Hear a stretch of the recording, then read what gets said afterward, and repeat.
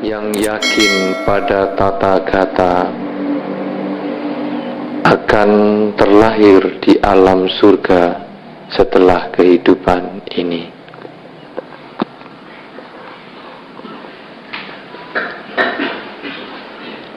Saudara-saudara, para bapak ibu yang berbahagia,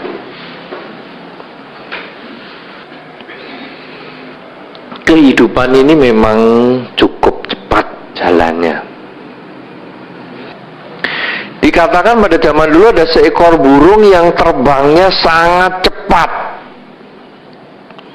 Bahkan diceritakan dia bisa mengitari bumi, mengelilingi bumi dalam waktu yang sangat pendek. Anda tentu bisa mengerti bumi kita itu gedenya seberapa, kalau diputer itu cukup lama, tapi burung ini bisa terbang mengitari bumi dengan sangat cepat. Nah, satu ketika raja ingin menguji sang burung. Apa benar kecepatannya luar biasa? Nah, kemudian burung ini berusaha ditangkap. Dan tidak usah heran, tentu walaupun terbangnya cepat, setiap makhluk itu mesti ada kelemahannya. Singkat cerita, raja ini bisa menangkap sang burung. Nah, waktu ditangkap dan dihadapkan ke raja, ternyata burung ini bisa ngomong. Wah, ini luar biasa toh. Burung bisa ngomong. Kenapa kamu mau nangkep saya? Kok sampai berusaha sedemikian rupa supaya saya ditangkap ini, kenapa? Sang raja mengatakan, saya cuma mau ngetes, bener nggak kamu tuh larinya cepet, terbangnya cepet?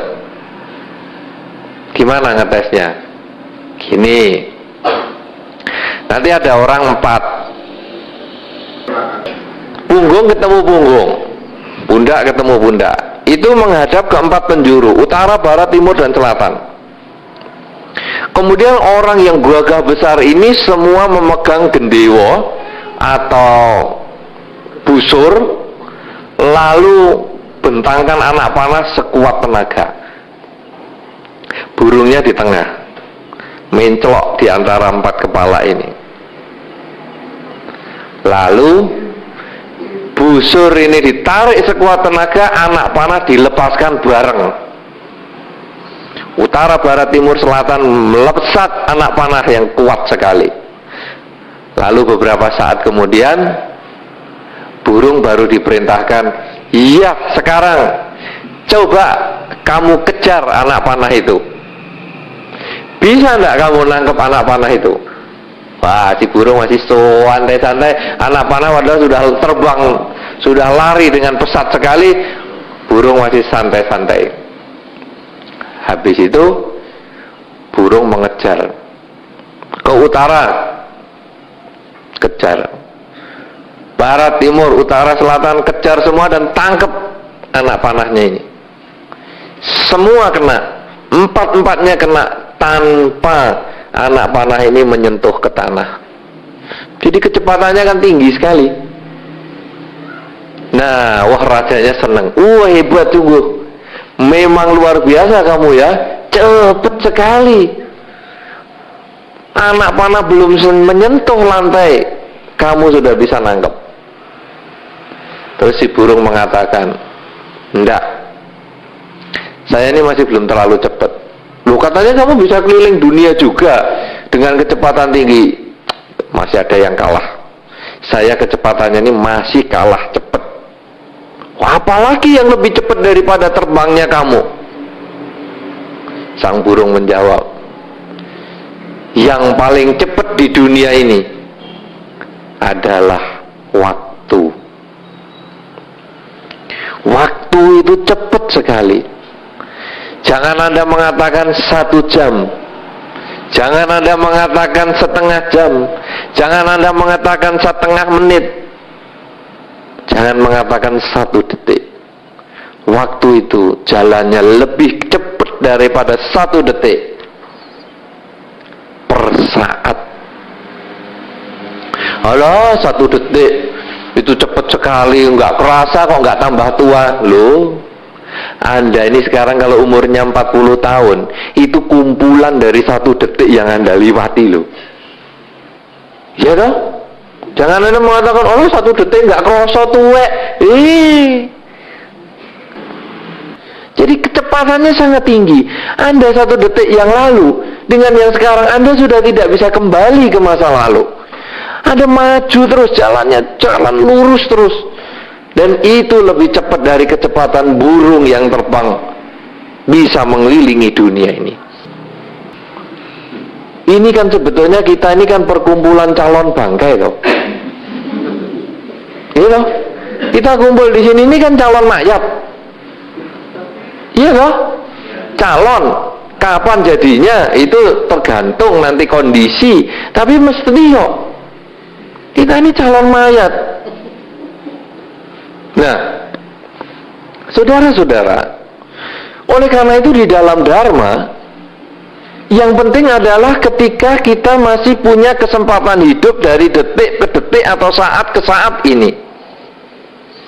Karena itu jangan ngomong, wah sudahlah nanti aku sembahyang, meditasi itu nanti kalau aku sudah tua. Ya, kalau Anda sampai tua bisa nyampe umur itu. Kalau tidak ada kesempatan itu. Kalau disuruh, ayo meditasi. Aduh Bante, kesel kakinya Bante.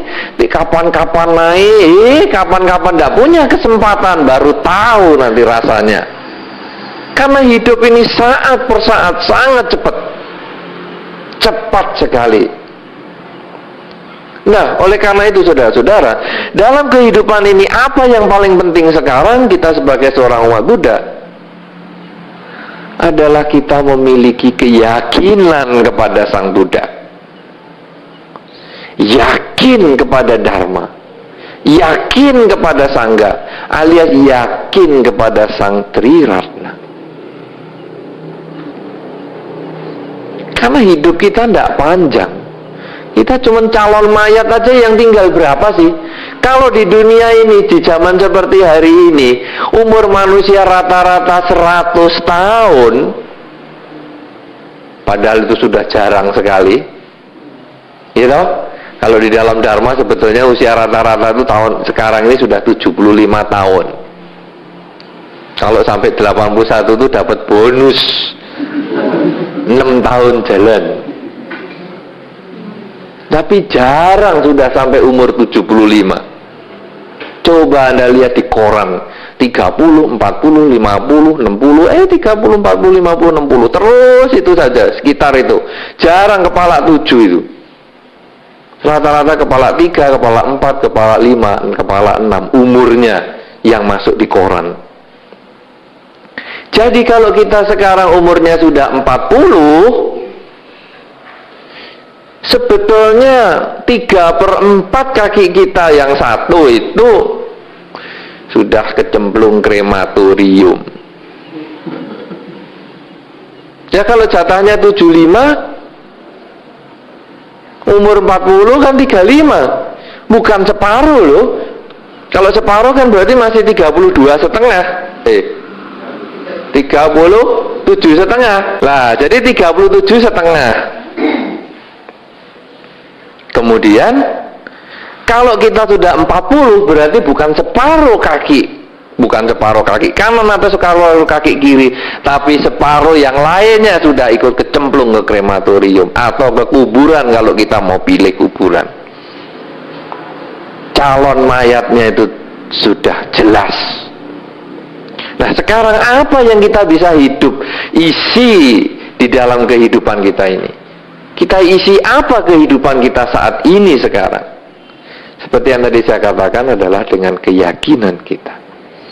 Keyakinan kepada Buddha Dharma, apa itu yang harus kita kerjakan? Keyakinan pada Buddha Dharma itu bukan hanya kebaktian, sering datang kebaktian, hafal parita, kemudian batuknya hitam karena namaskara terus, bukan. Dengkulnya sampai hitam silo terus, bukan. Itu bukan tanda keyakinan kepada ajaran Sang Buddha. Kemana-mana bawa leontin Sang Buddha, kemana-mana keliling-keliling, itu juga bukan tanda keyakinan kepada Sang Buddha, bukan tanda keyakinan kepada Dharma. Tetapi di dalam Anguttara Nikaya disebutkan bahwa keyakinan kita kepada Dharma itu dibuktikan dalam beberapa hal. Yang pertama, kita akan yakin kalau kita ini punya keinginan, selalu ingin bertemu dengan para bijaksana. Artinya apa? Kita selalu ingin berkunjung pada orang yang kita anggap mengetahui tentang kehidupan ini. Bijaksana ini tidak harus seorang biku. Bijaksana ini tidak harus seorang samanera. Bijaksana ini siapa saja yang di dalam masyarakat kita, yang kita anggap kata-katanya layak didengar, nasihatnya baik untuk diterapkan, kita datang ke sana, kita berkunjung, kita nemui dia. Jadi orang yang bijaksana itu adalah orang yang bisa memberi nasihat yang baik, kemudian kita mencari dia dan berkumpul dengan dia dan bertanya nasihatnya. Ini adalah tanda keyakinan kita. Yang ketiga adalah kita mencoba. Nasihatnya apa? Petunjuknya apa? Nah, di dalam hal ini, kalau di dalam Dharma, tentu kita bagaimana kita melaksanakan ajaran Sang Buddha, melaksanakan kerelaan, melaksanakan kemoralan, melaksanakan meditasi, itu adalah sebagai lambang, tanda bahwa kita itu yakin kepada ajaran Sang Buddha. Oleh karena itu, saudara-saudara, para umat Buddha, para bapak dan ibu, marilah kita bertanya pada diri sendiri, apakah saya sudah mencari orang bijaksana? Ya mungkin apakah biku, samanera, pandita, atau lingkungan kita orang-orang yang layak didengar nasihatnya? Mungkin sudah. Sudahkah saya mendengar nasihatnya? Mungkin sudah. Tapi sudahkah saya melaksanakan ajaran Dharma? Mengembangkan kerelaan, mengembangkan kemoralan, mengembangkan konsentrasi di dalam meditasi. Sudahkah itu saya kerjakan?